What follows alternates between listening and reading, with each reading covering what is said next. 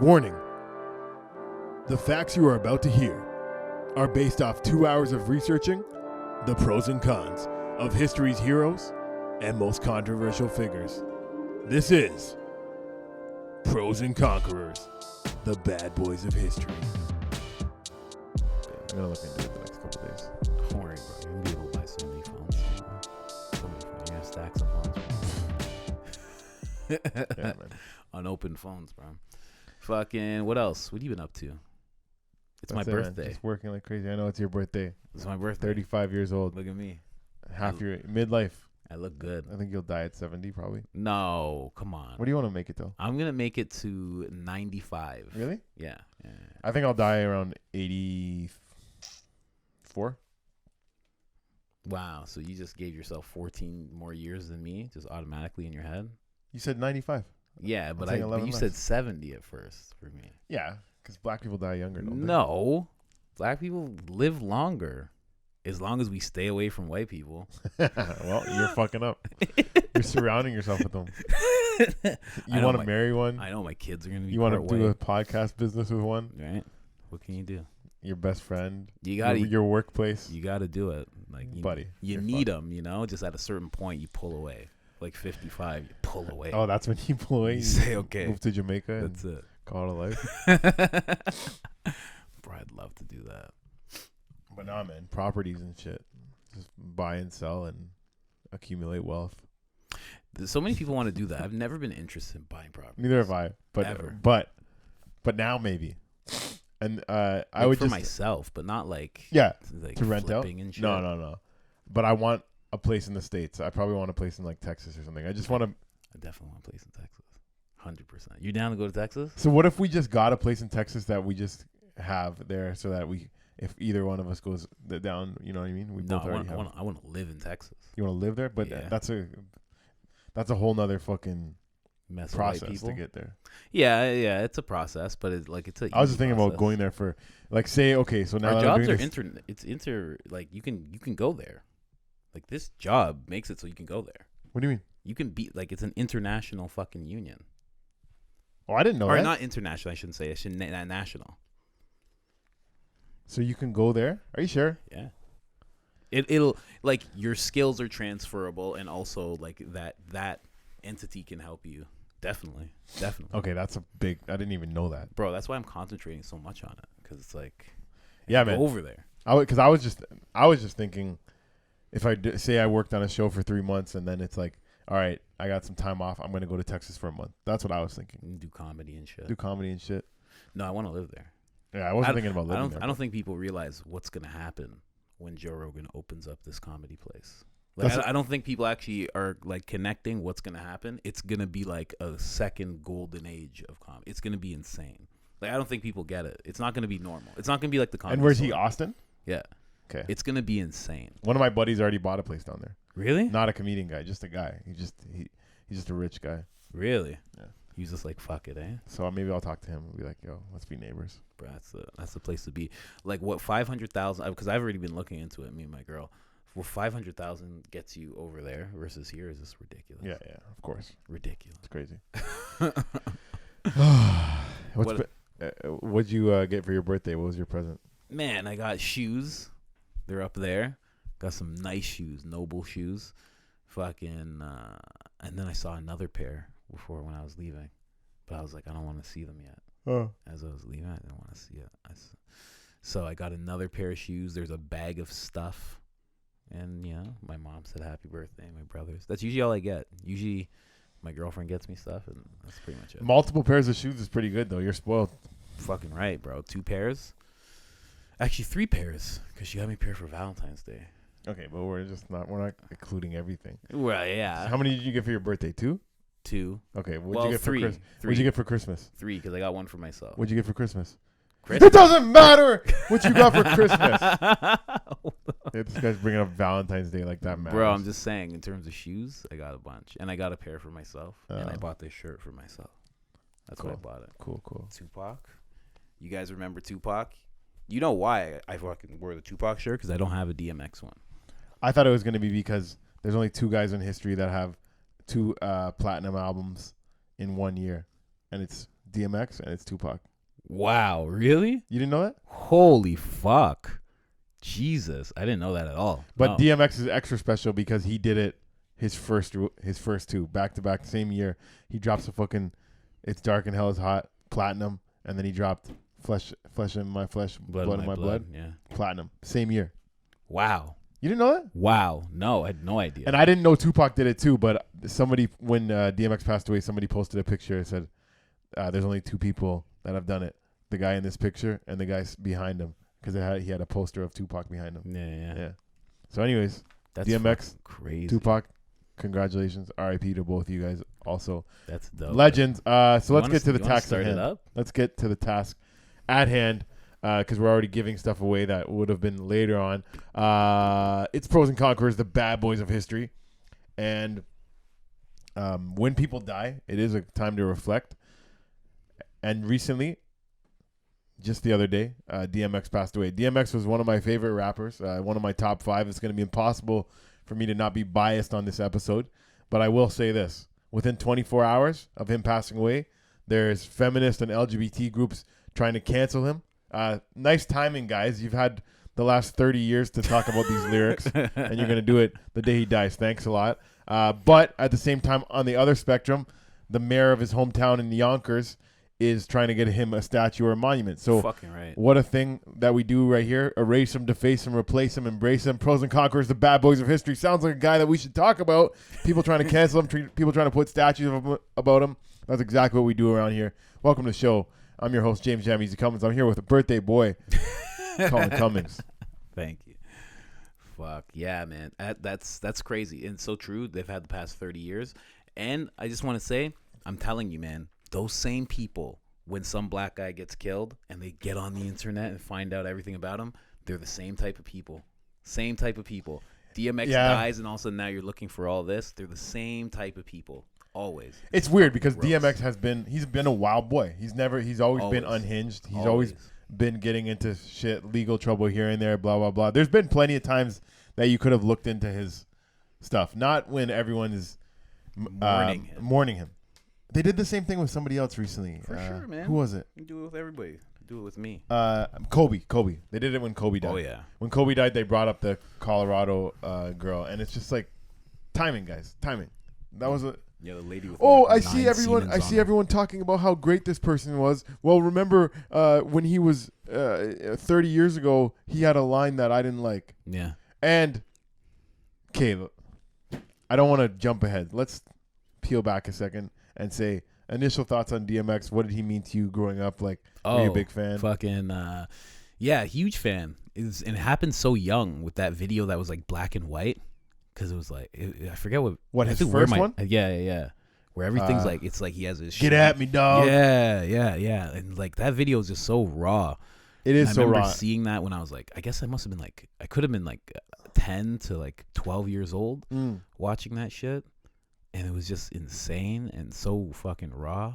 And then 13 years old, my grandmother dies. We go to Barbados and fucking, I get the album. Flesh in My Flesh, Blood on My Blood. Second one, yeah. Yeah. And it's crazy looking. He's covered in blood. It's so odd. And I bring it home, and all the swearing's cut out.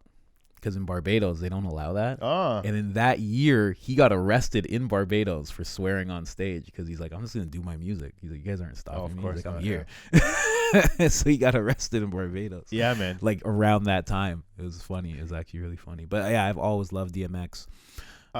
Didn't realize that years ago when I would go to Halloween parties and people would be like, are you DMX for Halloween? Why? What were you wearing? No shirt? I'd just be like, and a vest? One time I had vest? something that, one time it was actually really close. I was wearing something that was striped and some guy walks up, he's like, yo, Belly, DMX? And I'm like, nah, but yeah, I guess. And I would always get insulted, but now I realize. Striped shirt and belly. Yeah, there's a part where he's like in a club and he's wearing something like that. Oh. Yeah. So yeah, Belly's a great. That's the thing. DMX not only a great rapper, amazing actor. I don't know if I'd say amazing, but good actor. Amazing. Was he an amazing actor? Yeah, he was really, really good. He wasn't shit. He definitely wasn't shit. And I would say like he's like up there with because I would say the best rapper actors are Tupac and LL Cool J. Like I think 50 Cent's a good one too. he's all right. But I like think, him in, I think thing. Tupac's like Common's a good actor too. Common's good. He's good. Yeah. Common's actually really good, and he's in TV shows and shit. He gets roles. I don't know much of what he's in, but I think people say Andre 3000 is a pretty good actor as well. Nah, I think it's Tupac. Tupac was great because they took it to places. These guys just did little things, but like Tupac was an actor. Have you seen the movie Gridlocked? Yeah, it's fucking crazy. Watch that one. Tupac, Tupac went to like drama school. That's what I mean. DMX, it's even more impressive what a good actor he was because he had a crack habit. Like, let's not fuck around. The guy, it wasn't his fault. He got laced when he was a kid, but we'll talk. Fuck it. I brought it up already. When DMX was 13 years old, an older gang guy that he would hang out with do like, I don't know if it was a gang member, but they would do crimes together, rob people and stuff. It's referred to as an OG. An OG. Person who you learn a guy that he really respected, like an older brother. Mm-hmm. And he handed him a blunt that was laced with crack, and he's like, why would you do this to me? Like, yeah. And that's a habit that he never kicked, like back and forth. Crack is a tough one to kick. But it is, for a guy, his whole style and his demeanor, the way he moved his head and everything, you could see the crack in it. Yeah. Well, I mean, you could see it. You could see it. You could see it later, like when he got older, because he wasn't actually doing any of that. Like when he goes like this, that's not crack. The head? No, none of that's crack. None of that. Because he doesn't do that. Like what you're doing, you can't find an image of DMX doing that. You can find him going like this and going and talking to people and saying, but there's no going like this. None of that. That's Stevie Wonder. You don't remember him going like that? He never does that. I'm telling you right now, when he talks and he's saying, yo, this motherfucker had to die, and then he does that, but there's no crackhead head rolling. In his later interviews, there's more you can see your speech deteriorates slowly, so you can see like stuff like that, head moving. Let's see but you're not gonna see young. It's all gonna be what the fuck. Oh, they're actually showing. Oh, there's a thing called DMX. Yeah. There's a camera thing. Okay, whatever. All right, never mind. Yeah, which is also okay. Obviously, DMX stands for Dark Man X. But when I was looking into it, when he first started out, he started as a beatboxer, right? Really? And he named himself DMX after the drum machine, the DMX. Because so when he got into rapping in like a group home, whatever, when he was sent away one time, and other people were into hip hop. He's like, okay, rapping's sick. But when he came back to his high school, like or wherever his neighborhood, one of his buddies, this guy Reddy Ron, was a sick rapper that he was like, yo, you can beatbox? All right, let's roll around together. So DMX used to beatbox for him, and he'd rap on it. Yeah, true. That's where the DMX came from. And then I guess after when he started focusing more on rapping, he's like, well, I don't want to be known as the drum kit guy, so let's make DMX stand for something. Dark Man X. Yeah, and things got dark for him. Things were dark for him. Let's get into it. It's fucking. We've been dancing around. And I will say this. Just back at the Get At Me Dog before I forget. Get At Me Dog. The reason that video was like black and white and so gritty. So when DMX was rapping from early 90s, I didn't even know this. Like I showed you one of his songs earlier today. What was it called? The song? Yeah. That song you just showed me? I have no idea. Born Loser. Born Loser. So check that one out. He sounds like he doesn't have like his patented DMX sound yet. That was like 91, 7 years before It's Dark and Hell is Hot even came out. But in the 90s, DMX was a battle rapper. He was a good rapper. He was respected. Mm-hmm. And when Bad Boy was signing all these artists, he was like, yo, I'm a fucking one of the best in New York. Why aren't they signing me? Yeah. And Bad Boy was mad flashy, mad like futuristic. You know what I mean? When they had their videos. Shiny so suits and shit. Get At Me Dog, he wanted to be the exact opposite of a Bad Boy thing. He's like, we're going to take it back to the streets. It's going to be fucking just black and white, gritty. Yeah. And that's why that video is like so just in a club, shirt off. Do you know how like he actually got discovered? Like before this happened? No, but it's fucking insane. Pause on that. Because let's rewind the story a bit. It's a movie. And when we get there, I just wrote Colin is going to describe that part because I don't know. Did you? Oh, okay. I wrote it in my notes after you told me that it's an insane movie thing. Okay. Anyway, so let's rewind. So DMX, dark. It is dark. Yeah, he had a very dark past. he was born to a very young mother and father. His dad was mostly absent, and his mom used to beat the shit out of him, like as a young kid. He would get beaten by his mom and her various boyfriends, sometimes so badly that he would lose teeth and had numerous bruises and cuts on his face. They weren't even like, let's body shots. They're like, we're taking it to the face. Fucking that right there, like right when you say that, that's what it wasn't that OG that got him addicted to crack. It's that trauma right there that got him fucked up. That not only did that OG lace him when he was 13, apparently when he was 7, he had an aunt that got him drunk on vodka. So he had many loved ones, people that were supposed to be there loving and caring for him that just let him down, fucked him up, got him fucked up, all kinds of bad things, right? So, and he was very poor. Due to poverty, he would sleep on floor with roaches and mice all over the place, like New York, known for that fucking just some bad living situations, you know what I mean? Fuck, I skipped down so far. How did I do that? That's crazy though. Fuck. What the fuck? Why? Why do that to a kid? It's so weird, man. I hate that shit. I hate people who talk about how they're gonna hit their kids. So when he went to school, he was very fucked in the head. Like he had 5 years old. I'm not talking about he was getting beat when he was a teenager or like 10-year-old. He was getting beat as a fucking 3-4-year-old, like fucked up. Like how bad could that kid be that you have to beat him? It was just the mom taking out her frustrations on him. It was bad, man. Yeah. So when he was 5 years old, he went to school and he was already a head case. Yeah. He was throwing chairs around in the classroom and he stabbed another kid in the face with a pencil. Wow. Yeah. As a 5-year-old kid. It's nuts. My friend's son did that. When he was about 7, he started robbing places, like robbing places for food. He got arrested. He went to like whatever they call like the kiddie jail, whatever for juvenile. Juvenile for stealing cakes from a market.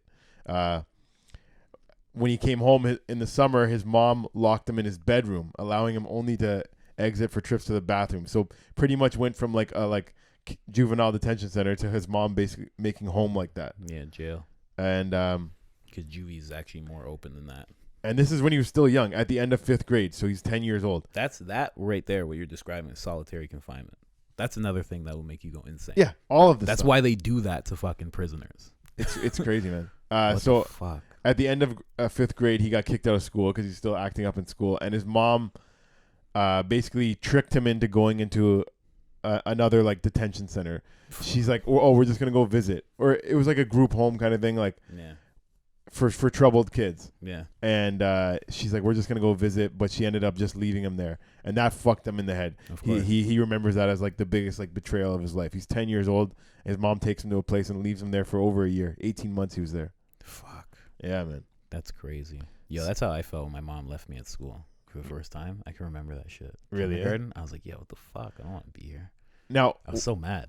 One fucked up little like tidbit about his life growing up too is he was raised as a Jehovah's Witness, and when he was how by who's a Jehovah's Witness? His mom. His mom. And this is so fucked because what the fuck? Even though you would think, okay, his mom sounds like very devilish, very like ungodly. When he got hit by a drunk driver when he was a kid. He got hit by a drunk driver when he was a kid, and there was a court settlement of $10,000 that his mom turned down because she's like, we're Jehovah's Witness and we don't accept charity. So she's beating the fuck out of her kid. She's leaving him at places for over a year because she can't deal with him. She's locking him in a room. All of that stuff, I guess, goes fine with Jehovah's Witnesses. Yeah, but then when it comes down to you guys getting $10,000 for your son getting hit by a drunk driver, she turns it down out of respect for Jehovah. Yeah. Like what? It's like how are you picking and choosing that shit? Your son is sleeping on floor with mouse, and you can't take a Jehovah Witnesses. You are now the worst religion. You guys just took the spot. I don't know about that. Yeah, I just think who's worse? Who's worse? No, but I think it's a person in it. I don't know much about Jehovah's Witnesses, to be honest. Yeah, all they care about is that door knocking quota, I guess. Don't accept charity. So wait, did she knock on the doors or not? I don't care what she's doing with her son. So they don't pass around a collection plate in Jehovah's Witnesses? Maybe not. I don't know. They just go from door. I heard you guys don't accept charity. You just slap the thing out. You throw it like a frisbee. Anyways, now he's getting. So that was all before he's even a teenager. Now, when he turned a teenager, he was arrested. Oh, what was it? Oh no, this is still when he's at the thing. Okay. So when he was still enrolled in that place for 18 months, he actually got arrested for trying to burn the place down. Wow. The place that his mom left him for 18 months. So obviously that must have not been a nice place. He's a troubled kid. I have a friend who did a lot of the same shit. And he's like he's a wild boy. He's like Still? almost the To same this day? age. Yeah. He's like, Yeah. well, like he's like reserved now, but it can come out like if he's do the wrong thing. Really? Yeah. Yeah, he's really bad. But same type of shit, like trauma, man. Trauma fucks you up, man. Yeah. As a kid, man, you gotta fucking be good to kids. Man. Can't just fuck.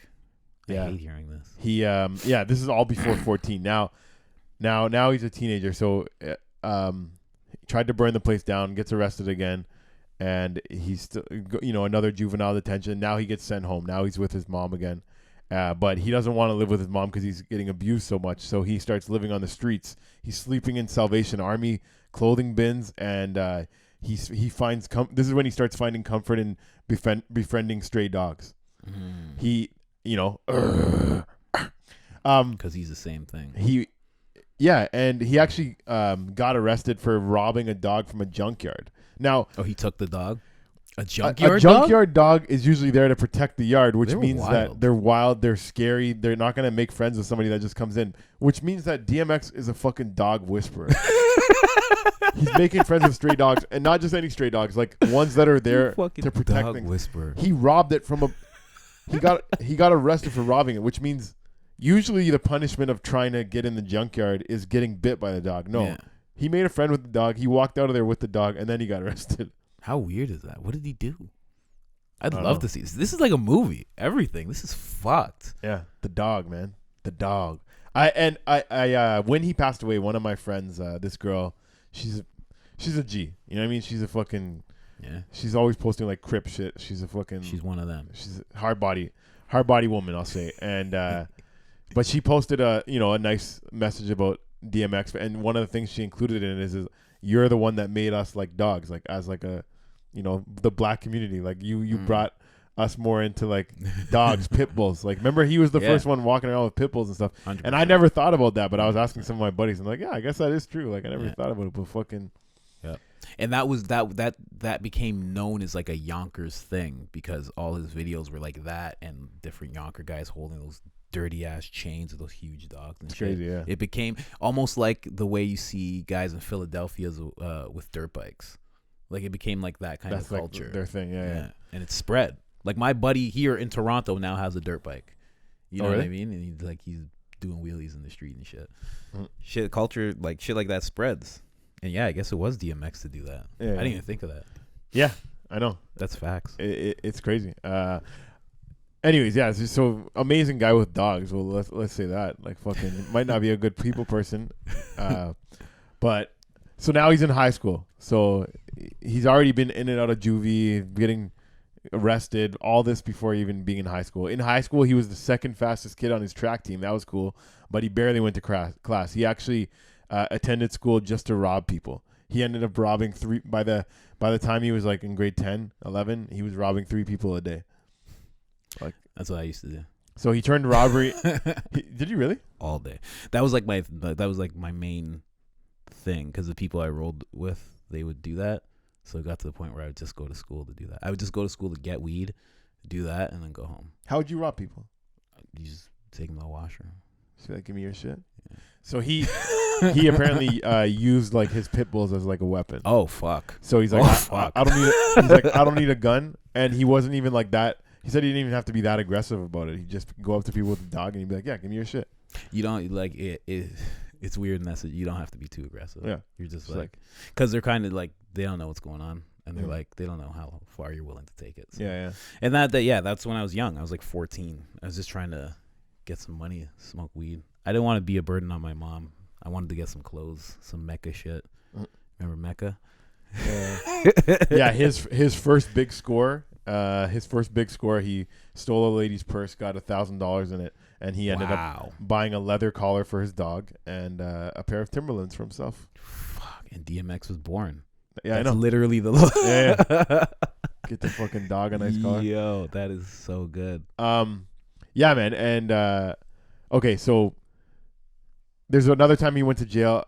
Like, there's so many times he went to jail that it's hard to keep track. But I know there's one time he went to jail when he was in high school that he ended up escaping from the juvenile detention center. Did you hear about that one? Bro, they can't even be a movie. It'd have to be a TV series. Yeah, it's a lot. There's a so lot. much. It's hard. Like I went through it. We can't fit everything into this episode. DMX had such a life, and I want to get to his music, but like, I just wanted to paint the picture of like how troubled his childhood was growing up, and it is pretty cool that he escaped from a detention center. Like, not many people do that, so good for him. No, not many people do that. Good for him. Better Bro. Yeah, instead of trying to burn the place down, this time he's like, okay, I tried burning the last place down. This time I'm just gonna run away from. Yeah, he's like, no need to be too aggressive this time. Pro, you escaped from prison. I'm impressed. Shows your mind, you know. But prison was also all these times where he got sent away, and was when he started embracing rap more. Like the first time he got sent away to a detention center, he met other kids into hip hop. He's like, oh, we can rap? All right, sick, let's rap. Yeah. Another time he got sent away after being that Reddy Ron's beatboxer. This time he got sent away, and he's like, fuck it, I'm gonna start writing my own shit. And that's when he got like obsessed with like writing his own raps and everything. Really? And that's really leaned crazy. into it. So that time when he came out, he was like, all right, I'm going to focus on rapping myself. Now, in the early 90s, I don't know when he got discovered. So I wrote, okay, Colin, tell me the story about when he got discovered, because I don't want to skip past that. So this is like, I remember I watched this so long ago. I should have pulled up the actual clip of it. But there's this guy, and he's talking about, he's a Def Jam executive, because he didn't actually sign to Bad Boy, right? Like you were talking about, he actually got signed to Def Jam. So when they started hearing about this guy, it must have been through this dude that's a good rapper that you're talking about, because there was a battle spot in Yonkers. And these white executives are like, how do we get to this DMX character? They're like, you have to go there. They're like, there's no other way to find him. They're like, you have to be here. He only shows up there. Yeah. So what otherwise happened, you can just meet him getting robbed on the street. Yeah, exactly. Just wear a big chain. You see the guy with the pit bull? He's going to come up to you, ask you for your money, and then give him your business card at the same time. Start a conversation from there. So basically these white executives, and he's talking about this, he's like, we had to go to the battle spot, but word got around that these executives were coming to the battle spot, and they were there. X had got his fucking jaw broken or something. He had his jaw wired shut. Yeah. But he's like, I'm not going to fucking miss this. Okay. So he goes to the battle spot, and the executives are there, and he's like, they're like, you can't talk? And he's like, nah, yeah. So he just starts rapping.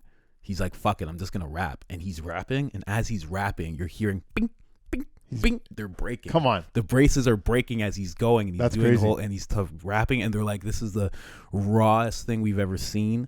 Like they were just in awe of how like raw it was. And they say when he walked in, it was like the sea parted, everybody parted, because everybody knew what it was. Yeah. When fucking DMX came in, and he came to the front of it, like the front of everybody, and he just started doing that rap shit. And that was it. That is History's crazy. myth. They were like, get this guy. I didn't even. And they Yo, fucking signed that story's wild, yo. Fucking the That is fucking that's wiring. movie shit. Yeah, That's the movie wiring started breaking because he was just like, fuck it. And then by the end of the rap, he's fucking just giving it us all. Yeah. The reason do you know how he got his jaw wired shut? That's a pretty crazy story too. Really? So you know that? Yeah. So basically, he was robbing so many people that he kind of lost track of like who you would run into people in the street like, oh fuck, I robbed you. Yeah. So anyways, he says that he stole a coat off a guy that apparently stole the coat off another guy. So he's like, can you believe that? Can you believe that? Oh, fuck it. So he ended up getting beat up, like jumped by the guys that the coat originally got stolen from. He's like, these guys came up to me and they're like, oh, that's my jacket. And he's like, well, I stole it off another guy. And they're like, all right, come over here and talk to us. And he's like, I'll go with them. I was like, I didn't steal it from them. Like, I didn't think they had a problem with me. I thought they wanted to kind of find out who I got it off of. But nah, like they basically let him down a dark corner and they just beat the fuck out of him, like to the point where his face was beyond recognition. So fuck. But when DMX tells the stories, he's like it's crazy. He's like, I rob a coat off this guy. He robs it off another guy. I get beat up for him. Of all the times I rob people, I'm good. He like beat up for somebody else's shit. Yeah. That's actually fucking funny, but that's how it happens. That's how it always happens. Now, like I said, the early 90s, I don't, even though I consider myself a big DMX fan, my fandom starts at It's Dark and Hell is Hot. I didn't look into what he was doing before that. So in the early 90s, he was doing like the battles, the fucking, and the Source magazine praised him on their unsigned hype column. In 1992, Columbia Records signed him to their label called Rough House, which I don't know if it became Rough Riders, but that's where they released his debut single, Born Loser. And he had another single called Make a Move. So, guys, check those songs out, but you're not going to hear that patented DMX sound. He didn't know himself as an artist yet. You know what I mean? Yeah. You could tell at that point, he was probably trying to sound like a Rakim or a LL Cool J. Like, it sounded like that New York, like, fucking smooth flow. Yeah, that patented New York boom bap style. Because he changed way a lot since then, obviously. And just to say, he's the only one that in his career who got compared to Tupac. No other artists really get compared to Tupac. They were like directly comparing him to Tupac. Really? Yeah, with the way because if you look at his work, even if you listen to it, it's more poetry than it is rap. But it's almost like, I know a lot of people don't want to hear it, but it's almost like he's better than Tupac because he can really ride a beat, where Tupac was like more like melody and like around the beat, but he wouldn't ride it. DMX could ride the beat like a New York dude, but he was also spitting that deep poetry shit. There's so many times I'll hear a rapper and I'll be like, oh, this must be who inspired him. Oh, I hear like a little bit of he's a this mixed with that. Yeah. DMX, in my opinion, I can't point to anyone that he's like, I got inspiration from this guy. No. And since DMX, I can't point to anyone that I'm saying this guy's trying to sound like DMX. Yeah, if there is anyone trying, they're not getting their music out there to be heard because he was so different. Like, yeah, so different. It was poetry mixed with he's weird. He's hot. His voice obviously was very unique, but his flow was unique. And from a guy that was talking so hard, like to be that lyrical is crazy too. Yeah. Now, on his debut album, It's Dark and Hell is Hot. The one track that he kicks it off with is Rough Riders Anthem. Yeah. Everyone knows that. But that song almost never made it on the album. Did you know that? Really? So, It's Dark and Hell is Hot. Every other song you'll hear, and it's very lyrical, very like, he's really telling a story, this and that. Rough Riders Anthem is probably the simplest song. Of course. What? It's like a fucking just very simple. It's perfect. Like a chant. Yeah. Now, he didn't like that. He didn't want to do that. That's not him. Oh, really? Swiss Beats was the nephew of Rough Riders, like their owners. He was their nephew. Like he was their nephew, and that's how Swiss is connected. They were making him learn how to produce off the other two producers on the album. Yeah. So he had a couple of things, but like they were like, he's not that good yet. Now when he dropped that one, they're like, this song could actually go on the album. So they were really pushing for DMX to put a track on that. Yeah. DMX was like, no, it's too simple. It's too simple for me. Yeah. So the guy that owned Rough Riders, he's like, let's play a card game, and if you lose, you have to do a song on it. Yeah. And DMX loved cards. He loved gambling. So he made the bet. And he lost. And then he's like, I wrote that song in 15 minutes. He's like, it was like elementary. It's like ABCs. That song. And when you think about it, compared to other DMX songs, that is a very simple flow. Yeah. Like, got them all like, ooh, I'm gonna hit next time. Yeah. You hear this dog rhyme? Try to keep your mind on getting pussy in prime. Exactly. Like, so it's really easy. he felt like that flowing on that was like beneath him. But wow, great thing. I'm so glad that he ended up doing it because the best song. Crazy song. Just that, the way it even just kicks off. And shout out to Swiss Beats, that being his first beat on any record. Like, Swiss Beats ended up being a great producer, but that was the infancy of Swiss Beats. He didn't have. Yeah. He was still learning. He was literally learning how to be a producer and on that. Now that you say that, that is a Swiss Beats kind of thing. He always does that. What?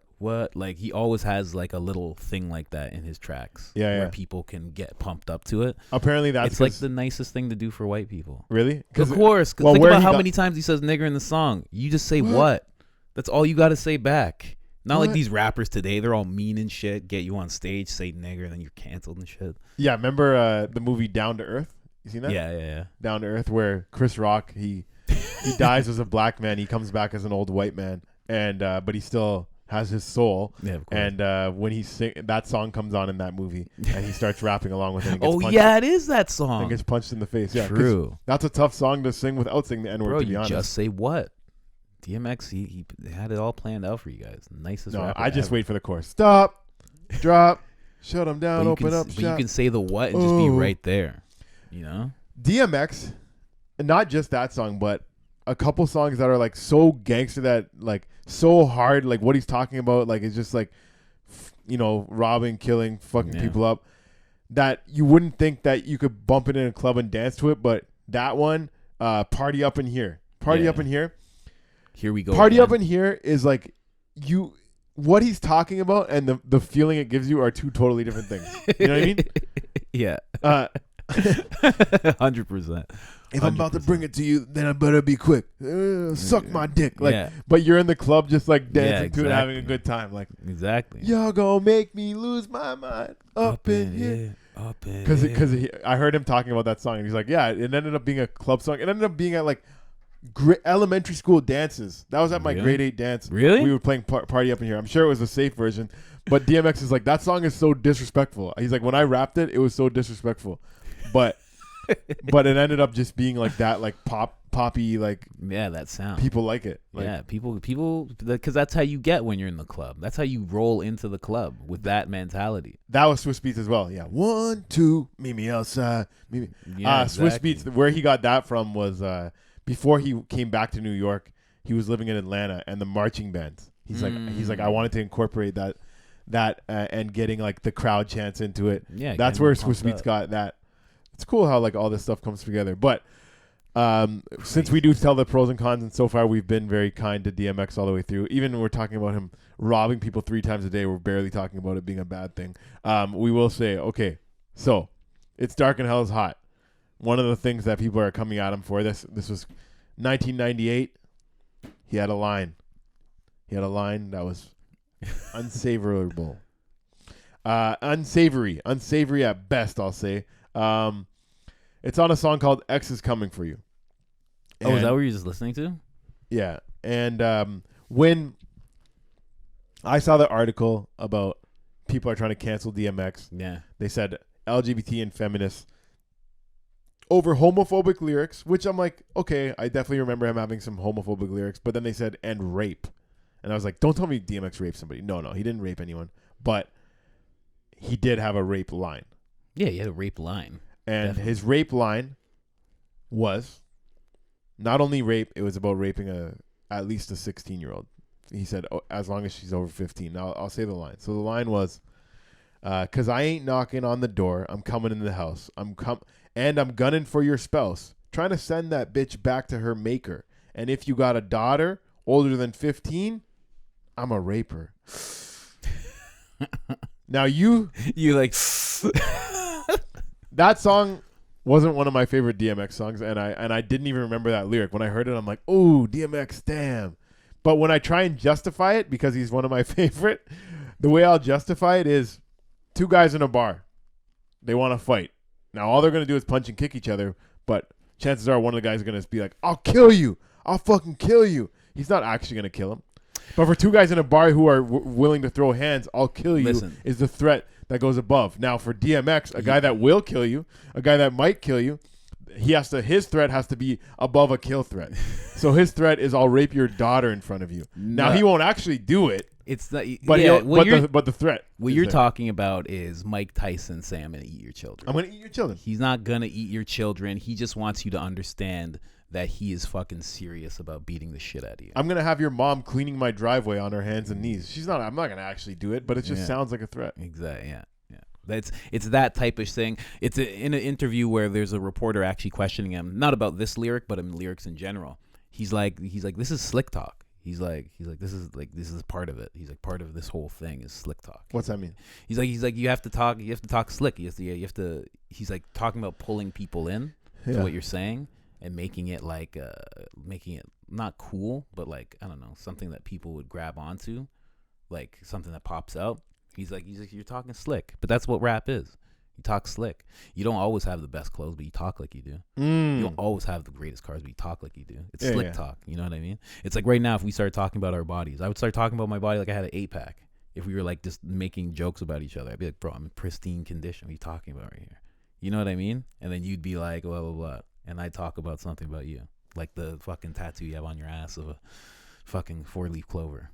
Not yet, but yeah, I get your point. Anyway, so it is slick talk. I'm just saying, like, if you want, what people want to cancel him for this. That's what the article came out. Yeah. Hey, listen. This one, and we don't have to go through all this justifying stuff. It's not going to happen. You're not canceling DMX. He just died, And listen, in the black community, he's very, very, very looked upon fondly as somebody. Even Charlemagne was talking about it the other day. It's not even about rap. X, like he was talking about, because he's actually met X. He's like, X could just come up for no rap, for no reason, and it's just amazing to be around him. So I'm not gonna take this as a literal lyric, and I'm definitely not gonna support anybody who's trying to cancel him. Yeah, him as a person, and also I just want to say, LGBTQ community. There's a lyric that he has that's pro LGBT. What is it? It's in the Rough Riders anthem. What is it? He says, I'm gonna have to show niggas how easily we blow niggas. That's it. Okay. Don't do there, that. balance. What? That's a real lyric. You know that? Yeah, but he means shoot. Does he? Blow, yeah. I don't know. 100% he does. Don't disrespect DMX with that. Miss DMX with that gay shit. Because But you know what I mean? We'll get to that one. But you know what I mean? the point is this lyric here it's a song all about X is coming for you. It's supposed to be He's it's trying. supposed to be a threatening song. Listen, it's 1, 2, X is coming for you. 3, 4, Better lock your door. 5, 6, grab your crucifix. 7, 8. Like he's 8, don't stay up late. Fucking boogeyman. Exactly. Like in this song, he's Exactly. trying to show you that it's like in He's Jay-Z's embodying song. it, Jay-Z yeah. has a song called Threats. He's like, I'll put that knife to you. I'll take a little bit of life from you. Do you think Jay-Z's actually doing that to anybody? Yeah. No, it doesn't happen. He talks about how he's going to take a 4-5 and he's going to have another one. He's going to blow your head. Jay-Z's not actually doing that. And I will say this: there's a later album where DMX is still like talking some threatening stuff, but he's like about like I'll fuck you up, blah blah blah. But he also says, "I leave women and children out of it." Yeah, Scarface type. He said that in a future album. So it's like, yeah, okay. So maybe he looked back on that. And he's like, you know what? Maybe I shouldn't have talked about raping that 15-year-old girl. So this time when I rap the song, older than 15. Older. Because She's in New older York, than 15. the age of consent is 16, and that's so fucking. She passed fucking the age weird. of consent. That's so weird. That's so. Weird. I didn't know that in New York. Now, And that's why he said older than 15. Yeah, It's weird. That's so weird. it is weird. But anyways, But yeah, there's a lot of lyrics like that. There's a lot of there. You're gonna find a lot of lyrics where. and like you were saying, and also it's like fuck, man. Like I hate when this stuff comes up because it's like I don't want to say cherry picking, but like there's no outrage about the black on black violence he's talking about. Like that's welcomed. You know what I mean? But then he says something like that, and now all of a sudden this whole group like the things they focus on is like just, okay, he has a line about I don't want to shake hands with a gay man, but then he has other lines about I'm gonna murder these people and stuff like that, and it's like, okay, yeah, he doesn't want to shake hands with you, but he's gonna kill that guy. Yeah, it's weird, and he made these albums in the '90s, so you're gonna have to you're gonna have to suck it up. Not the other one. And where are all these people when it comes to Archie Bunker? Why aren't they canceling Archie Bunker? Because he's white. And he's fucking looked upon so fondly. I thought you were gonna say, and he's funny.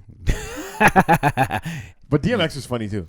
He's kind of funny, Archie. DMX. Just like you were saying, Charlemagne saying he's just like people love his presence and everything. Yeah. I will say like that day where he passed away, I was listening to a radio station that was giving a DMX tribute all day, having people call in that knew him, different rappers, different people that just had crossed paths with him. So many nice stories about the guy. Like. Everyone says he gave the best hugs. He'd always hug you. Like you never know if you're gonna see him again. Like just a really like warm, embracing person. Like yes, he did have trouble with drugs. Yes, he did have like mental problems. But when it came to just showing love and being nice, like very charitable guy. Yeah. Spent money like he made money like crazy in the 90s. But apparently he wasn't one of those guys that's buying lots of cars, big houses and stuff. No. There was times in New York where in his city where a church needed like donations or this group home needed stuff. Like he was very charitable, extremely charitable, True. Almost to his detriment, to be honest. True. He really was more about helping people than helping himself in his life, and that didn't work out too good for him in certain senses. Like Rough Riders, okay, Rough Riders was not his brand. Like he got signed to it. It wasn't his original camp, but he got signed to it. Now. But he's the one that put them on the map. Yeah. He's the one that made them 100% big. He made it so everything. Record setting. Two first albums platinum. 5 first albums He's the only rapper ever to have his 5 first albums. Only solo artist, not even rapper. Only solo artist ever to have his first 5 albums go platinum. Wow, really? Yes. What the fuck? Which is unreal. And so when he made Rough Riders that big, made them all that money, he asked for a piece of Rough Riders. He asked for a percentage. Yeah. And I was watching this documentary about it, and they were like, "Oh well, DMX had so many legal troubles that we had to keep him out of that we never recoup from." So and I'm like, bro, who the fuck are Rough Riders without DMX? So like, what do you mean you didn't recoup it? How about those first 5 albums, the tours, everything? Like, you definitely made enough money off this guy's back to justify giving him a piece of the guy company. sold more than 50 million albums. And this is hard copies. We're not talking about streams. Yeah. We're not talking about singles. We're talking about actual albums. Walk unreal. Into the store and buy that shit. It's unreal how... okay. When somebody dies, and I've seen people saying like, "Oh, the game put out like, you know, pretty much like I want love while I'm alive, not after I'm dead." Yeah. Give some people their flowers while they're alive. Yeah, exactly. I'm so happy that I have been giving this guy his flowers while he's alive. My IG live show, Jammies does it from the end of the earth. I've asked many people who your top 5 rappers are, and I've mentioned DMX is in my top 5 at least on 10 different lives over the past year. And sometimes people have been like, "Whoa, really? DMX is in your top 5?" The 2 that I always get pushback on is DMX and Juicy J. Juicy J is a story for another day, but DMX, I think rightfully is in the argument for top 5 rappers of all time. 100%. And to be this hard, like so hard that that Bad Boy wouldn't sign him because they're like, this guy's too hard for us. But he ends up having songs that are being played at grade 8 dances. Yeah. So, like, you know what I mean? Very versatile. Very versatile. Very versatile, very smart. Just had that wildness in him. Wild. Now I will say, just as we have to go through the pros and cons, so I will say the other lyric that they're trying to cancel him from. And I'll say this. This guy put out, how big's DMX's discography? I think he has about 10 albums. And they only found 2 songs where they're going to get nitpicky about. So, I mean, this guy put out, let's say, 10 albums, let's say 80 minutes an album. So, 10 times 6, that's 6 hours. He put out almost like 10 hours of music on albums. And yeah, probably. And I'm just a wild guess. And you guys found 40 seconds that you want to cancel him for. And that's if they understood all the lyrics. There's a lot of white people who don't understand lyrics. This one, it said, "Last I heard y'all, what? We're having sex with the same," and I'm just going to say what for the N-words. "Last I heard y'all, what? We're having sex with the same sex. I show no love to homo thugs. Empty out, reloaded, and throw more slugs. How you going to explain fucking a man? Even if we squash the beef, I ain't touching your hand. I don't bunk with chumps. For those who've been to jail. That's the cat with the Kool-Aid on his lips and pumps. I don't fuck with what?" Wow. That's a fucking hard line. What? That's a really hard line. They say I don't bunk with chumps for those who've been to jail because, like, that's what they say about dudes in jail. Yeah. And then he's saying that's the cat with the, because in Kool-Aid, I mean, in jail, when you're a dude who's homosexual, like, and you like, or not even homosexual, like some guys are like drag queens, but now they're in jail. So the way that they'll put on lipstick is they'll take the Kool-Aid and they'll like rub it, and so the lips get really red. And that's how they put on lipstick. And they'll wear like heels, things that are like higher. Oh wow! They'll make themselves look like females because they're trying to like, get down. And he doesn't fuck with people that think they broads. Only way to be one way. That's the dog. Wow. See, like this is the thing with this when he's talking about this. Do you want me to go there? I'm gonna get a little conspiratorial for you guys. Yes. There's an interview. He talks about this. There's a. Where I start? Okay, there's a thing called buck breaking that they'll do the black men sometimes that are in the media. They buck break them. They put them through things that are embarrassing. Like when DMX was in jail, he had to wear pink like all the time, pink underwear and pink shirts. Yeah, I heard about that. He was pissed about it. Yeah, so they do stuff like that. So when he's talking about this, I don't know that he's just talking about gay people. I think he's talking about the line of people who are in hip hop who are like that and hide it. Because that's what it sounds like he's talking about. I show no love to homo thugs. Yeah, and because a lot of these dudes are like that on the low. Like, I'm not gonna name anybody, but you can look at some rappers today and you're like, oh, that guy just hasn't come out yet. Name one that you think he was talking about. Oh, that he was talking about? No, I won't name one that I think he's talking about. But you can look at today, because I'm not scared of the kids of today. Because the guys that he's talking about, I'm still scared of. Really? Yeah.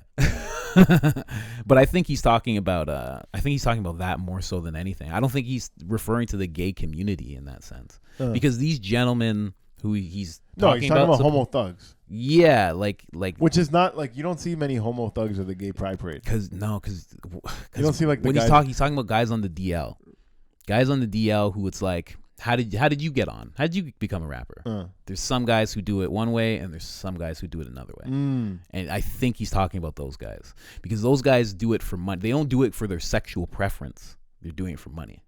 Wow, to get on. That's crazy. So I think he's talking about those guys because in this interview where he's talking about the pink shirts, he touches on that a little bit. Yeah. Like why he's in jail. He's like, I didn't really do anything to get in jail. He's like, he starts talking about it. And lyrics like this, stuff like that, like if we look at the years, probably soon after he went to jail. Because as soon as you start talking, he was always in and out of jail. As soon as you start talking about certain things, but this was like a stint and a half where he was wearing the pink and like they threw him in for no reason. They were really getting at him. This was like a different moment for him. Yeah, I heard about that. He went to jail, and he's like, when he was wearing pink, he's like, I used to not care about coming to jail. It's like whatever, I'll be the life of the party. Have fun. Mm-hmm. But he's like, now they got me wearing pink. He's like, what is this? What is this? Well, he's like, why? And it's like when you look at it, like, I mean, again, these are all conspiracies that somebody else came up with. But the feminization of black men is like on the rampant in society, and it started all the way back then. And it's just another form of buck breaking. Like anytime you see like some famous black man who's stepping out of line, they get buck broken. Like you've seen it happen to Snoop Dogg, Dave Chappelle, and fucking DMX. Everybody, like it happens. You see it all the time. They'll say something. They'll say a bunch of things that are against a certain narrative, and then they go to jail. Yeah, so you Stuff happens. LGBT bi POCs and everything. You know what I mean? You group trying What's to. a bi POC? I think it's like black and indigenous people. Oh, true. That's me. They like to link up. I always see them trying to sneak into each other's movements. It's you guys are doing Black Lives Matter over here. Can we put a bracket in the middle and put lesbians and trans, please? Listen. It's not everybody. It's everybody leeches off of black people. Everybody finds the black struggle and they say, "What lies matter?" Oh, okay, I got that. Yeah, your symbol's pretty cool. Can we put a blue? You got black fist? Can we put trans in there? Every single. Can you guys fit a T in that acumen? Right, like everybody does that. No, you can look at any movement. No justice, no peace comes from fucking Jamaica, like directly from Jamaica. Like everybody just leeches off. Now, okay. So DMX does have a long list of troubles with the law. So I'm just gonna try and read through them quick, because that's the cons. You know what I mean? There's pros, there's cons. Let's see what he really did that was so bad. So there's weapons charges in '98. There's possession of marijuana 2000. So far, who gives a fuck? That's marijuana again in 2002. He did a criminal impersonation. He impersonated an FBI officer once. Bro, that's not a con, bro. That was him working on his acting. Yeah, that's true. That's true. Come on. Cocaine possession in 2004. 70 days in jail for violating parole. Listen, how many of you have never had cocaine in your possession? Yeah. I'm looking right at the camera. First one that might be a little bit bad. What? Animal cruelty charges. But it was because he barricaded himself inside his Cave Creek home in Arizona. So I guess that was cruel to be an animal to barricade it in with you. But they just threw that one in on it. They're like, you had a dog in there? Yeah, of course. We're trying to get your drugs, bro. We're trying to get you put in jail. Is there a dog in there? Cool. Done. Drug possession again. Aggravated assault. Drug probation. All I'm trying to say is we read through the first 20 years and there ain't no rape, guys. There ain't no rape, and I'm happy to tell you that. There's no rape. He didn't need to. A lot of women adored DMX. Oh, he's so hot. No homo. A lot of women adored him. Yeah. Driving without a driver's license. The guy had tax fraud. Oh, there's one time his girl took him to court for $10,000 missed child support payment for 1 month. $10,000 for 1 month. He had 3 kids with her. He had 4 kids, but one was over 20. So I was like, I don't count that one. Yeah. How the fuck? I get like child support is based off how much money you make, but that's unreasonable. Like that's not child support. That's child spoiling. Texas. $10,000. Go to Texas. $10,000. You could be a billionaire. They won't charge you more than $2,500 a month for child support Per kid? No, I think it's just straight. I don't know if it's per kid, but you won't pay. Either more way, than that's that. more reasonable because no one should be living off more than $2,500 a month. So the fact that DMX was expected to pay $10,000 for 3 children, it's crazy, man. It's not fair. No, it's not. No, those situations usually aren't fair when they process the money. If you're a little bit famous, it's not fair. It's not fair. A lot of these guys, like I know it happens to football players a lot, which your career is not that long as a football player. Like some guys are lucky to go 10 years. I think the average is like 3 to 5 years. Mm-hmm. So if you're having kids and you get child support set up when you're in the NFL, they're like $40,000 a month, and then you're out of the NFL in 5 years. That's not fair. It's like this could have been your time to adjust it, but also this could have been your time to create savings, to create wealth for your kids. But you're forced to give all that away, which it's not fair. It's just not fair. No, it's not. It never is. It's That's not. Texas, There's support and then there's spoiling. You don't need to spoil every child. Like you want to put a roof over their head. You want them to live comfortably. Yes. No, that can be seen as theft. It's not even spoiling because that money doesn't go to the kids. Okay. That's even worse.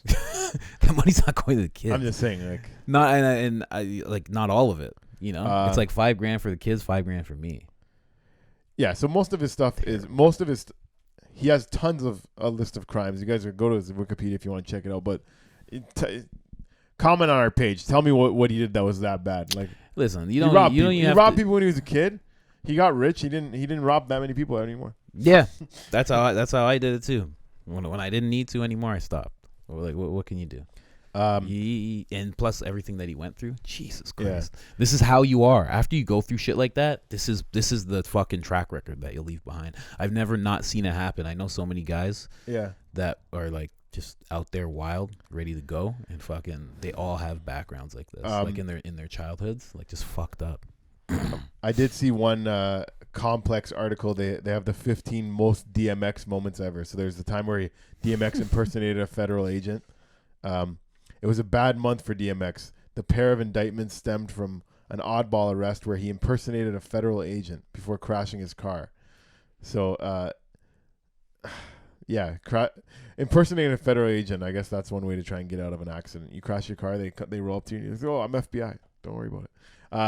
DMX caused a car crash that involved a police car. Basically, he crashed into one police car, and it crashed into another police car. Like, that sucked. That's kind of their fault. DMX used to diss President Barack Obama just for his name. He's just like, "What the fuck is a Barack?" And he's like, "That's a dumb name." He called the name bullshit several times throughout the interview. He's like, "Barack, that's a bullshit name." He didn't know anything about him as a person. This is 2008 before he was president. When he heard that there was a black guy running for president, he's like, "What the fuck is Barack?" I'm telling you, man, he's been against agenda the whole time, and that's why he's had to live the life that he lives.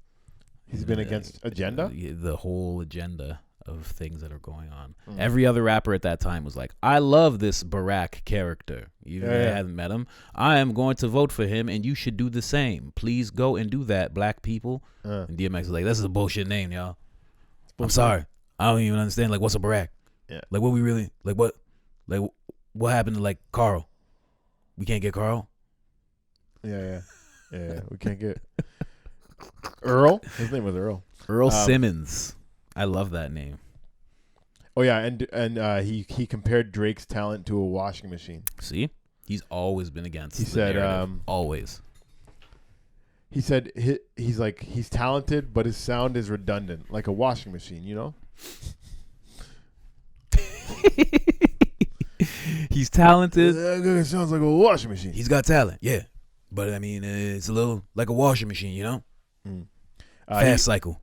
He crashed a wedding party, but this was just nuts. Holy fuck, that's a pro. Good God. No, that was a pro. Do you know how happy I would be? I'm not saying bad thing. I know, but fuck, if DMX crashed my wedding, oh my God. Yeah. I'd be like, get him drunk as fuck. I'd just be like, everybody get him drunk as fuck. Let's go. I want him to try and slap my wife right now. So he basically saw a wedding party getting on a party bus, and he just went on the party bus, and he's just like performed a song for them. He's just like, yo, X gonna give it to you. Whew. How happy I would be. Oh, in front of my girlfriend's white family. DMX is X gonna give it to you. What? X gonna deliver it to you. He threatened to piss on George Zimmerman's face, bro. I'm gonna whip out my dick and piss on him right in his motherfucking face. So again, against the narrative. What other rapper you heard either talk about him? All these rappers who are ready to go, who have people who are ready to go. George Zimmerman is not dead. Okay, cool. DMX, I'm gonna piss in the guy's face. He's just always been against the narrative that everybody rolls with. He drove a cab just for jokes. DMX showed off his quirky sense of humor earlier this year when he was filmed driving a cab in the Bay Area. He was leaning out the window complaining himself to be a lawyer, and he said he doesn't even have a license, but he's a cab driver now. Yeah, I'd be so happy. He tried eating dog food. What? Like, come on. What's going on with dog owners? You're going to tell me these white people are opening mouth kissing their dogs and they haven't tried dog food? Yeah. Is that what you're going to try and tell me? I think so. Huh, Sarah? You're going to really try and tell me you never took one of these things and just went and just gave it a little lick? Bullshit. But yeah, man. A life well lived. Very. Have you seen all his movies? Because I thought I did, but I saw the one with Jet Li. Yeah, Cradle to the Grave. I have that one. Belly. Exit Wounds is a good one. Exit Wounds I've seen. Belly is classic. Let's see what is IMDb, because he had a couple movies that I haven't seen. There was one where he's like the main character, and then I'm like, oh, I haven't seen that one. I gotta check it out. What was it called? Bro, when this guy died, I was on the way to work. I was on the Allen when I found out that he died. I literally started crying. Really? Eh? Yeah, right away. I was like, fuck. Because I was hoping he didn't. He actually died the same way my buddy Gidon died, where they just had to make the decision. Me too, man. Life support. For real? My friend that passed away, that made me really sad too, and it was reminding me of like, yeah, man, when somebody does lose their brain functions. Like when I went to see my friend in the hospital, I put my hand on his head, and I could just feel that like his spirit wasn't in the room anymore. He's hot, and my buddy was hot. He was very warm. I was like, yo, like almost sweating. I felt like he was gone already, but it's like fucking the family having to make that choice. It's very brutal, yo. Yeah, like I had no idea, because I was like, yo, they're just gonna keep him like that. But then all of a sudden they're like, yeah, after 72 hours, like you gotta like make a decision. It was fucked up. Like in the States it's even worse, because it's like the money is like crazy to keep him. And it's like they're telling you, yeah, there's like a 1% chance that he's gonna come back from this because he doesn't have a brain anymore. Yeah, and in reality they just want you to get the fuck out of the room so they can fill somebody else, which kind of sucks. With my friend, it didn't feel like he was gone at all, because we started playing Tupac, and his vitals started responding. Wow. Because he loves Tupac. That's cool. So we started playing like Rider's Ambition and shit.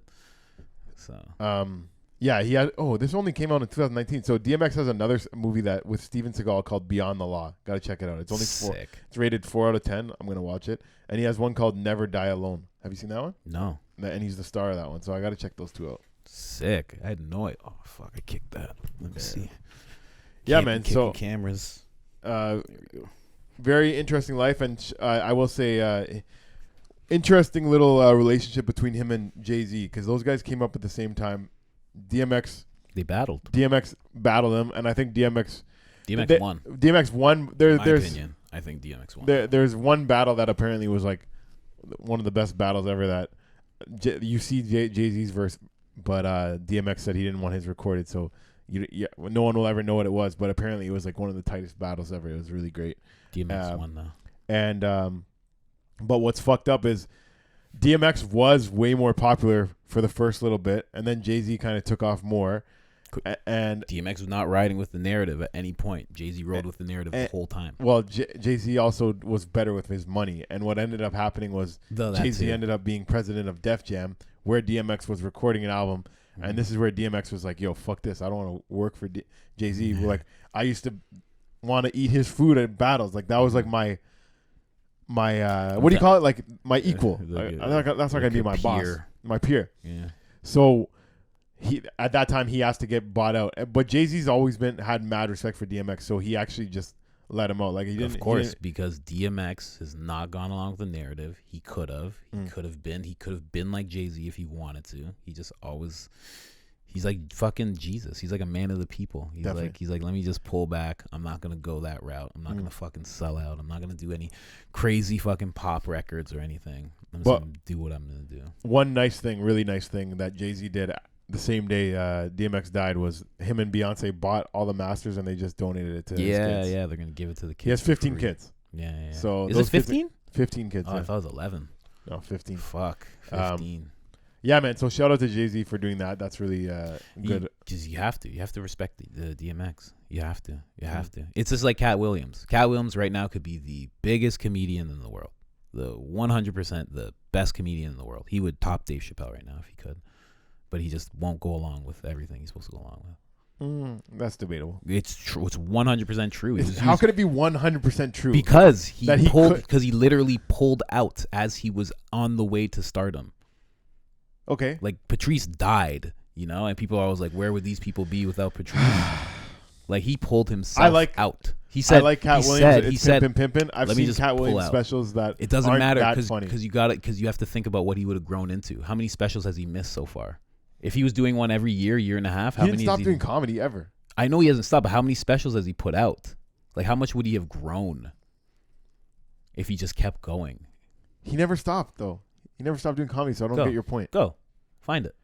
Because I just said when was the last one, and you're saying he never stopped. I'm saying specials. He never stopped doing comedy. Sets. So I'm telling you that I've watched Dave Chappelle's specials. I've watched other people. I like Cat Williams. Look at the most recent special, and I'm gonna. It speaks to what I'm saying, because it's not fucking recent. Wait, let's see specials. This niggas. And Cat Williams was one of those ones that was like literally saying, like word for word. He like went out of his way. Can I just get a list of his specials, bro? Did you write Cat? Oh, you did write Cat Williams specials. I did, yeah. Fuck it, whatever. Yeah, we're getting focused on the wrong thing. But either way, all I'm saying is it's no matter what, it is impossible for you to say that he would be 100% the biggest comedian in the world. And the reason it's impossible is because he would. You know why? You know why? It's the same. It's the same reason. It's the same reason Jay-Z. It's the same reason Jay-Z lost the battle with DMX. It's because of styles. That's why he lost. Because he was doing smooth, and DMX came like, and it just sounded so much better. He lost based on style. If Cat Williams is doing his thing right now, everybody else would lose just based on his style. That's it. I 100% think that. Just based on his style right now, especially right now. What's that garbage thing Dave Chappelle put out? What is it? 842. He just called it numbers, where he just ranted for a little bit and went like this at the end. Was it not comedy though? It was like garbage. Yeah. No, but yeah, that was a special, right? So no, it wasn't a comedy special. It doesn't matter. As soon as you're a comedian, you're putting out a special. You don't get to put out somber specials. Every special you put out is a comedy special. No, I disagree. Name one person that hasn't put out a comedy special that's a comedian that put out a special. What is it then? No, Dave Chappelle releases like TED Talks, yo. Those are specials. Those are comedy specials. No, definitely not. The thing you didn't laugh, but it's a comedy special. The thing he did around George Floyd's death was not a comedy special. Yes, it is. No, it just wasn't funny. You're wild right now. It just wasn't funny. It wasn't a comedy special. What was it then? It was a talk. What do you mean a talk? It's literally put down as a comedy special. Who put it down as a comedy special? Netflix. No. What are you talking about right now? He has a contract with Netflix to do comedy specials. He can't just be like, hey, I'm going to do a talk real quick. They're going to be like, yeah, okay, so that's your special? You're doing another one? Okay, we're getting so far off what we're supposed to be doing right now, but I just disagree fundamentally, and that's fine. I'm just explaining my points. I just don't think that's a comedy special. I think Dave Chappelle's last comedy special was really funny, and it wasn't that one. The last thing he put out was not funny, and that was his special. It's just like when Neil Brennan put out 3 mics.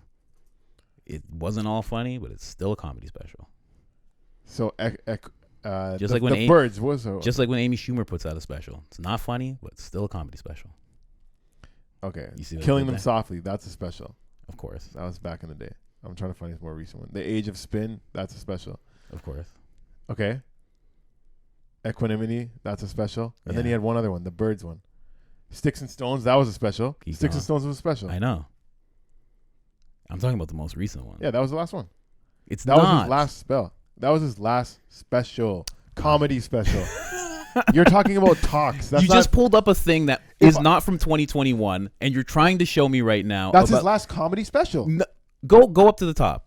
Since we're off on bullshit, go up to the top. It just says best comedy special. Go up to the top though of the page. What? Top. What? This is from 2020. Who gives a fuck?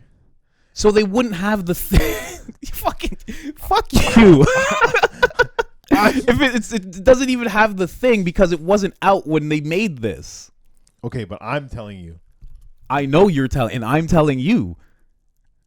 What? What are you telling me? What are you telling me? You're telling me that.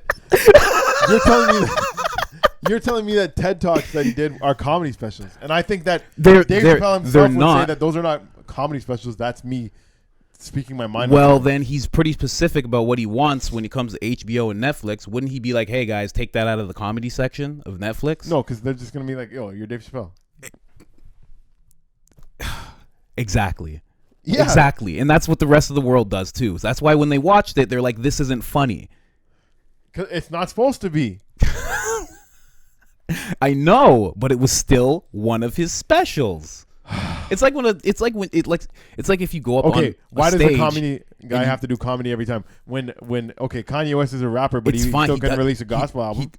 that's still rap. You can still do a gospel album and still be a rapper. People do it all the time. DMX did that. Yeah, prayer on every album. Good for him. But I think he actually put out a full gospel album. Did he? Yeah. I think the one where he has a song where he's going, Jesus, no, Jesus. Like, I think he put out a full gospel album. I haven't heard it. You'll like it. I don't know. I don't think that's it. But he definitely has one. Anyways, let me see his discography. Okay, give some more thoughts on DMX. Let's get off. More the fucking- thoughts of DMX? Man, I let's get love off the DMX. fucking- And you know what? I really had... I hate that there's people trying to cancel him. I hate that they do it when the person's dead. Yeah. Because you know you can't face that person when they're alive. You know that everybody who was around him would back him up. And now it's like he's dead. So now's your time to like jump. Like that's the most vulture shit that you can possibly do. So my thoughts on DMX are always fucking positive thoughts, man. When I was 13 and I had just lost my dad, like he didn't die. I just lost him because black. He just disappeared, and and I didn't have him around. And fucking, I had guys like DMX, like I call them now digital mentors, but there was no digital back in that time. So you just had your musical mentors, older black people who could shed some light on what you're feeling and are going through the same experiences. Like you're talking about him robbing kids, and like I had to do the same shit. So. That's why when he admitting died, to crimes like an idiot, bro. and you want me to trust your opinion None of those people want it. I think none. I honestly no. Let me just say right now, none of those people want it. None of them. I have one point. They all remember me. None of them. I have one point. I think if Chris Tucker stuck with rap, comedy, he would be the biggest comedian in the world. His first 10 minutes on Def Jam comedy were incredible. But then when he came back to comedy after years and he did a special, it was shit garbage. If he literally planned like rollouts along with Fridays, like I'm in this Friday rollout like a special, this and like and he did that with Rush Hour. He was like rolling out specials. Yeah, he'd be like Eddie Murphy. I was just trying to say something controversial to make you. Oh, you were fucking bro. Who knows what would happen? No, that'd be insane. When I did a girl wanted to interview me for like talking about me getting into comedy and stuff, and when she said like who are your inspirations, and one of them I was like Chris Tucker's 10 minutes on Comedy Jam was one of the biggest inspirations. Like he did two different sets, Yeah, and that's all I saw of him at that time because he never really had like a full length special. Yeah, nothing. And I'm like, this guy fucking rules, yo. No, I loved. I can remember some of his jokes. Anyways, we're getting so fucking far off the beaten path. But yeah, I agree. People trying to cancel people on the day of their death is really disgusting, and they should take a look in the mirror and be like, okay, I have these opinions.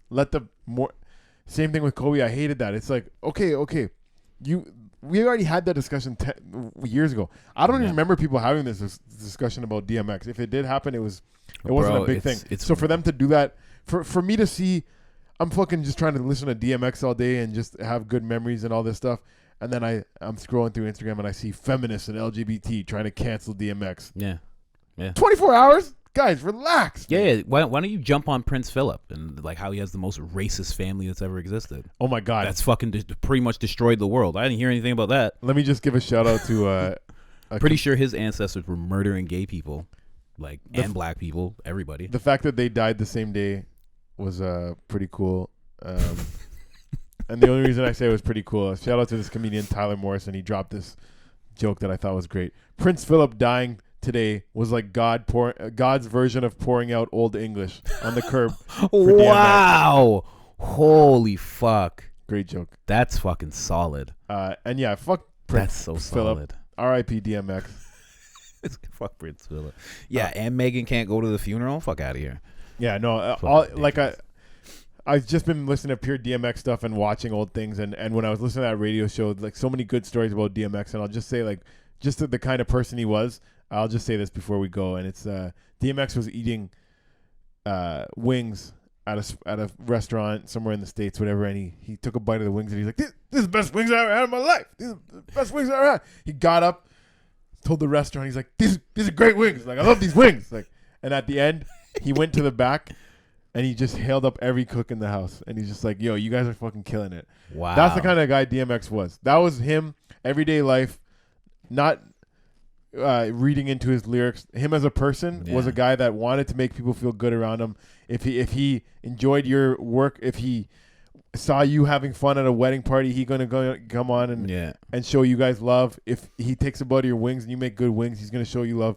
DMX was all about showing love. He was a guy that had a terrible childhood growing up. He almost went down a really bad path. He found rap. He ended up being amazing at it. Was poetic, was aggressive, was able to make great music that so many different people from different walks of life can listen to. And when I was listening to the radio that day, so many people called in about that Slippin' song. Like, that song did get a lot of people through shit. There's one guy that called in that was like, I was in and out of jail for years, heard that song Slippin', and decided I got to get my life together. He ended up working as a nurse for like 10 years, stacking up money, and now he got his law degree. So I'm just saying, like, that song has inspired people to get their lives off on better tracks and stuff. So if you're really going to read into DMX's music, don't stop at the 2 lyrics that you hate. Go actually give him a chance. True.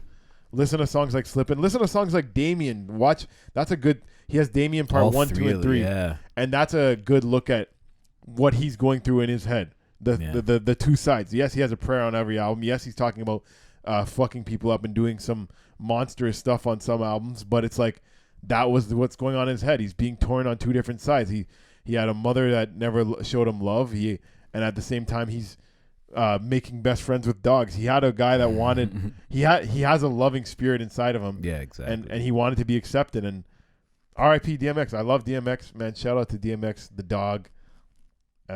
Yo, I feel my eyes like even water up a little bit just talking about him. I really love DMX. Yeah, man, he was fucking amazing. Fucking Slippin'. I couldn't listen to Slippin' when that happened because I started listening to his music on the way to work because that's when I found out I couldn't listen to that song. And it's hard to watch that video because it's like what he's going through. Like it's like the same thing. Like he's in the hospital and everything. And that just reminded me a great way to end all these record-breaking things that he did. Conqueror. Pros and Conquerors, the bad boys of history. One of the other record-breaking things he did that'll probably never be topped. He gave the biggest live performance by a rapper, and it was at Woodstock 1999. It's insane. If you check that out, he goes from Rough Riders Anthem, which obviously the crowd is super into and everything, but as an artist, they say, do something for the crowd, but always do something for yourself. You can tell how much Slippin' meant to him because Slippin' is not a song that you sing along to. Slippin' is not a song that you perform for 100,000 people, where you think at least. But what song does he follow Rough Riders Anthem with? He follows it with Slippin' because Slippin' meant so much to him. Slippin' as an artist, if you really want to know who DMX is, if you want to talk about either honoring him or canceling him, listen to Slippin' and then decide because that really paints the picture. And if you watch that performance, he's like trying to make it like a sing-along song because he's still performing. Yeah. I'm slipping, I'm falling. Yeah. The crowd never really gets behind it like they were the way they were behind Rough Riders Anthem. But at the same time, as respect for an artist, respect for you're showing your work, you're showing what you're proud of. He's not going to perform for 100,000 people and not do the song that he's most proud of. And that was Slippin'. And mad love for DMX. It's amazing. Another episode of Pros and Conquerors, the bad boys of history. R.I.P. to DMX. R.I.P. to one of my top 5 favorite. Is he in your top 5? He's in my I have a rapper category of top 5, but top 5 rappers.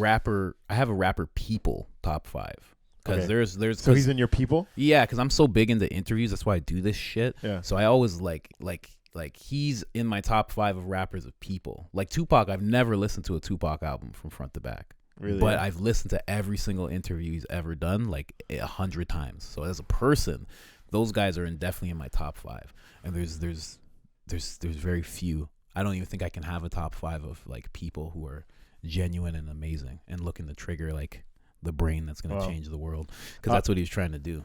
And he was recording music last year, so there is going to be I don't know if it'll be a full album, but at least it should be an EP. And apparently he has a song with Pop Smoke, and he has a song with the Griselda crew.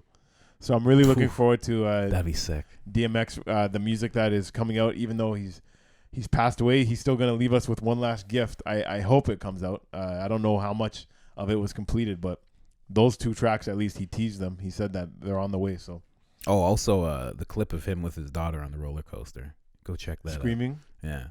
Yeah. Daddy's here! It's such a good fucking He's a video. good guy, man. Daddy's here. It's all right. Daddy's here. Mad love for DMX. Stay tuned for the next person we discuss. I know we were biased on this one because we both love the guy. Yeah, bro. Any statues, don't touch them. If you dare touch him. Yeah, don't try and cancel his music. I hope somebody this fucks guy him wants up. to keep listening to that song, X is Coming For You. That's not one of my favorite DMX songs. Bro, I remember listening to that song when I was 13. Like, so young. And, like, just, like, hearing that song.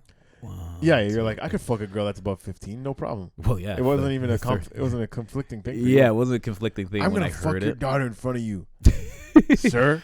Fucking. Well, yeah, the years later, right? 2 years later. Yeah. But fucking, yeah, I love that song. Like I love that song because of what it is.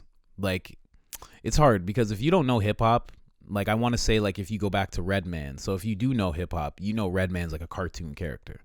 So when you hear a Redman album, he takes you on that journey the same way X does. Yeah. It's like this weird story or whatever.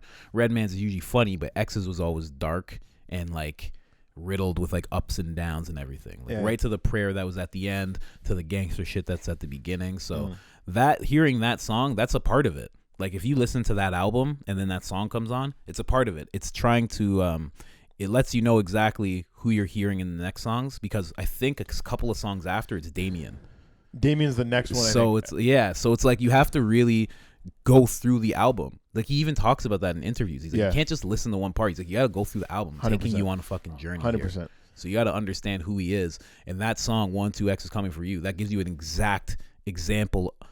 And then when you hear Damien, you understand why he's saying this. He goes from Let Me Fly, which is like pretty like conscious, like talking about his relationship with God kind of thing, to X is Coming, which is just straight devilish, like I'm gonna fucking come kill you. To Damien, which is talking about being told in both directions. So it does tell a story. So next time it's art, you fucking dummies. Fucking get with it. Listen to the whole album, Cox. Because I know these people are just fucking typing up lyrics and finding things. Yeah. What did he say about gay people? Exactly. And that one, leave your blogs for something else. Find something else. Leave DMX alone. That was on Where the Hood At. Guys, fucking 15 kids are gonna fucking see that shit you're posting. Stop being fucking dicks. Yeah. I get so mad. I get so upset when older black people die. That inspired me, man. Because there's not a lot of them, and I didn't have my dad to inspire me. So. This one, out of celebrity deaths, I felt this one the most since the last one that I felt like actually felt it in my heart. Like, oh fuck, this one hurts. Is Michael Jackson. Yeah. When Michael Jackson died, it affected me. And DMX, like, just because this guy's music was such a big part of me growing up. Like, this was like when I used to play sports. Definitely DMX had some tracks that are fucking, they get you amped up. Yeah. there's some party ones, and then I had two of his albums. I didn't have the first two. I had and then there was X, and then I had The Great Depression. Those two. True. Those were fucking, because the ones in the 90s, I was too young. My parents weren't letting me take that home. But when the 2000s hit, I started grabbing some DMX albums. I was surprised my mom let me take the album where he's covered in blood. That one's crazy, yo. When I was looking for what to make a shirt of DMX, I was looking at different album covers, and I'm like, yo, these album covers are fucking too raw to have a t-shirt. But I made this one, yo. Nice. Tribute. All right, we signing off. Do a bark before we go for DMX.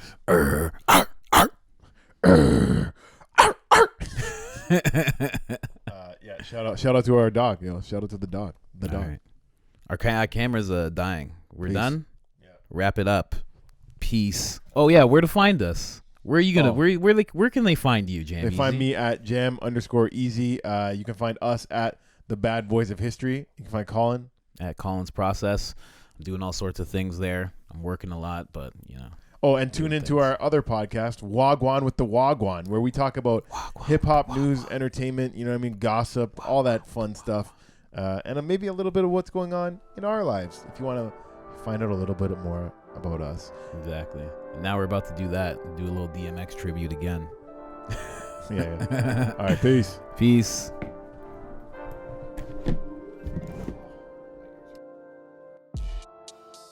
Thank you for listening to Pros and Conquerors, the Bad Boys of History. Rate, review, subscribe, and share. And remember to participate on our Instagram and shit and all that good stuff and blah, blah, blah. Follow us on Instagram.